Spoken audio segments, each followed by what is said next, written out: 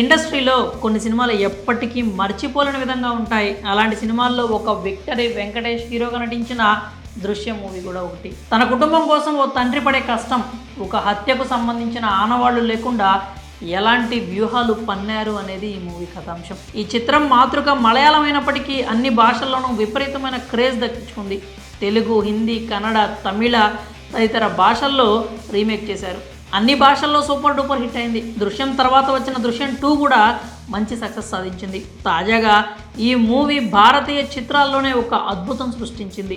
ఇప్పటి వరకు భారతీయ చిత్రాలు చాలా వరకు హాలీవుడ్ సినిమాలు స్ఫూర్తిగా తీసుకొని రీమేక్ అయ్యాయి. కానీ భారతీయ సినిమాలు నేరుగా హాలీవుడ్లో రీమేక్ కాలేదు అంటుంటారు. ఇప్పుడు ఇండియన్ ఫిల్మ్ ఏకంగా హాలీవుడ్లో ఫస్ట్ టైం రీమేక్ అవుతోంది. అది కూడా ఓ సౌత్ సినిమా కావడం విశేషం. ఆ చిత్రమే దృశ్యం. ఈ సినిమాను హాలీవుడ్లో రీమేక్ చేయడానికి సిద్ధమైనట్లు వార్తలు వస్తున్నాయి. అంతేకాదు ఈ మూవీ రీమేక్ కోసం పెద్ద నిర్మాణ సంస్థ రంగంలోకి దిగినట్లు ఇండస్ట్రీలో టాక్ నడుస్తోంది. ఇప్పటికే దృశ్యం మూవీ భారతదేశంలో పలు భాషల్లో రీమేక్ అయింది. తెలుగులో దృశ్యం 2 మూవీలో వెంకటేష్ హీరోగా నటించారు. ఈ 2 సినిమాలకు టాలీవుడ్లో విశేష ఆదరణ లభించింది.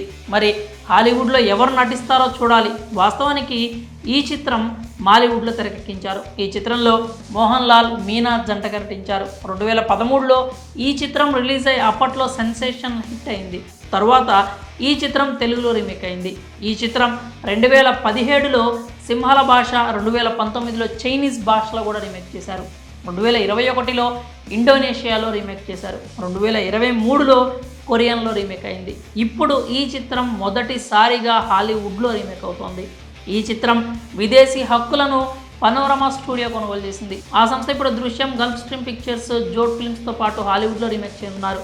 భారతీయ చిత్రానికి ఇంత క్రేజ్ వచ్చినందుకు నెటిజన్స్ హర్షం వ్యక్తం చేస్తున్నారు. మరి ఒక భారతీయ సినిమా, అందులోనూ వెంకటేష్ నటించిన రీమేక్ మూవీ అయిన దృశ్యం సినిమా హాలీవుడ్లో రీమేక్ అవుతుండడంపై మీ అభిప్రాయాన్ని కామెంట్స్లో కూడా తెలియజేయండి.